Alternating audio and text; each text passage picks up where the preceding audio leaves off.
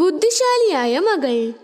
Bola എന്നൊരാൾ വളരെ ദരിദ്രനും ശാന്തമായ സ്വഭാവമുള്ളവനുമായിരുന്നു. അവന് ഒരു ചെറിയ വയൽ ഉണ്ടായിരുന്നു. അത്രേ ഉള്ളൂ. അതിലവൻ ജോലി ചെയ്ത് അവന്റെ കുടുംബത്തെ നോക്കിയിരുന്നു. അവന് മകനില്ല. എന്നാൽ മകനേക്കാൾ നന്നായി അധ്വാനിക്കുന്ന രൂപ എന്നൊരു മകൾ ഉണ്ടായിരുന്നു. അവൾ വളരെ മിടുക്കിയായിരുന്നു. ഇതെന്താ മോളെ, നോക്കുമോളെ, നീ ആൺകുട്ടികളെ പോലെ ഉള്ളത്. എനിക്ക് ഒട്ടും ഇഷ്ടമല്ല. ജനങ്ങൾ എന്ത് വിചാരിക്കും? അച്ഛാ, ഞാൻ താങ്കൾക്ക് എപ്പോഴും മകളാണ്.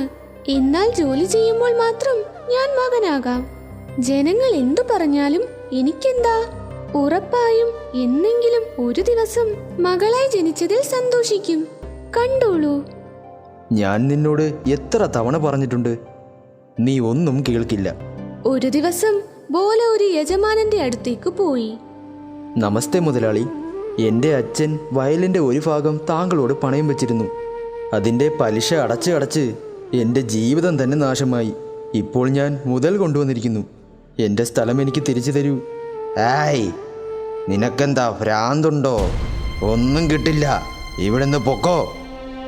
ബോലയ്ക്ക് യജമാനനെ കുറിച്ച് വളരെ നന്നായി അറിയാം. നിശബ്ദനായവൻ പോയി. എന്തു പറ്റി? യജമാനൻ എന്തു പറഞ്ഞു? നമ്മുടെ സ്ഥലം നമുക്ക് കിട്ടുമോ ഇല്ലയോ? അയാൾ എന്താണ് പറഞ്ഞത്?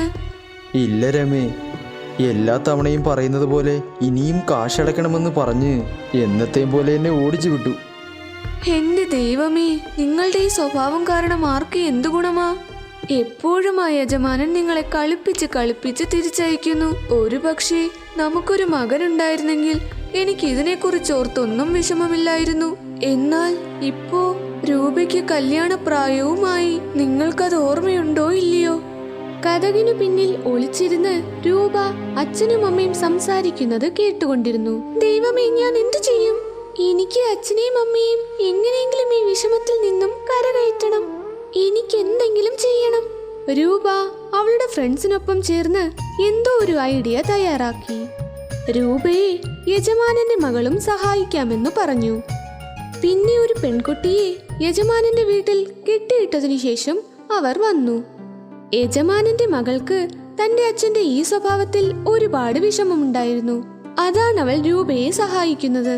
രൂപ വേഷം മാറി പഞ്ചായത്ത് ജനങ്ങളുടെ കൂടെ ചേർന്ന് യജമാനന്റെ വീട്ടിലേക്ക് പോയി. മുഴുവൻ പഞ്ചായത്തും ഇവിടെയുണ്ട്. യജമാനനെ നിങ്ങൾക്കിട്ടൊരു പണി തരാൻ. എന്നാൽ നീ ആരാ? പിന്നെ ഗ്രാമത്തലവാ, നിങ്ങളെന്താ ഇപ്പോൾ ഇവിടെ? ഇത് ബോലയുടെ മകൻ രാമനാണ്. ഇവൻ പറയുന്നു ഇവന്റെ സഹോദരി രൂപ അവളുടെ അച്ഛൻ ബോലയുടെ പ്രമാണമെടുക്കാൻ ഇവിടെ വന്നിരുന്നു അത്രേ. എന്നാൽ നീ അവളെ ഒളിപ്പിച്ചിരിക്കുന്നു എന്ന് പറയുന്നു. ഇതൊക്കെ എന്താ? ഇങ്ങനെ ഞാനെന്തിനു ചെയ്യണം? ഈ കൊച്ചൻ വെറുതെ പറയുവാ. അങ്ങനെയൊന്നും ഇല്ല തലവാ. എന്റെ അച്ഛൻ എല്ലാ കടവും തിരിച്ചടച്ചു. എന്നാലും ഇയാൾ ഞങ്ങളുടെ സ്ഥലം തിരിച്ചു തന്നില്ല. പോരാഞ്ഞിട്ട് എന്റെ ചേച്ചിയെയും ഒളിപ്പിച്ചു വെച്ചിരിക്കുന്നു. ഇതെല്ലാം കള്ളവാ. എനിക്കിവൻ ആരാന്ന് പോലും അറിയേയില്ല. അപ്പോൾ അകത്തു നിന്നും ശബ്ദം കേട്ടു. രക്ഷിക്കൂ, രക്ഷിക്കൂ. അപ്പോൾ പഞ്ചായത്ത് ജനങ്ങൾ രൂപയുടെ ഫ്രണ്ടിന്റെ കയറഴിച്ചു വിറ്റിട്ട് രൂപയോടൊപ്പം യജമാനനോട് വന്ന് ചോദിച്ചു. മനസ്സിലായി, രാമൻ പറഞ്ഞതെല്ലാം സത്യമാ? ഇതെല്ലാം കള്ളവാ. ഞാനിങ്ങനെയൊന്നും ചെയ്തില്ല. എന്നാൽ ഞാൻ കാശ് വാങ്ങിച്ചതൊക്കെ സത്യം തന്നെ. പക്ഷേ ഇവന്റെ ചേച്ചിയെ ഞാൻ ഒളിപ്പിച്ചില്ലല്ലോ. ഇതിലുള്ള ശിക്ഷ നിനക്കുറപ്പാണ്.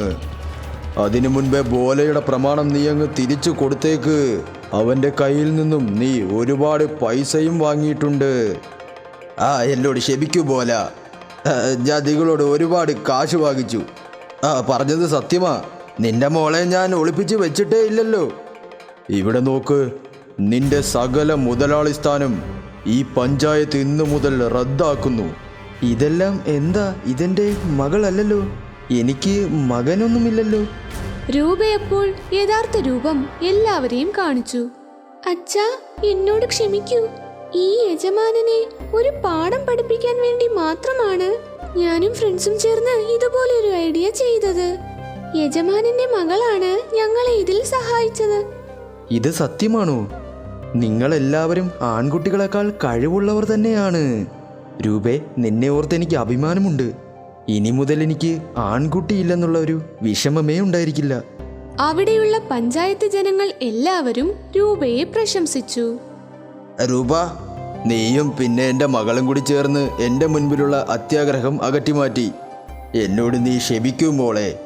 ബോല, നീ സന്തോഷത്തോടെ നിന്റെ നിലത്തിൽ കൃഷിയൊക്കെ ചെയ്യൂ. ഇന്ന് നിന്റെ മകൾ നിന്റെ മകനായി മാറി നിന്റെ സ്ഥലം തിരിച്ചെടുത്ത് തന്നിരിക്കുന്നു. ആണാണെങ്കിൽ എന്താ, പെണ്ണാണെങ്കിൽ എന്താ, എല്ലാവർക്കും വിജയിക്കാൻ കഴിയും. If you enjoyed this story, please like and subscribe our channel and press the bell icon to get future updates. And don't forget to comment.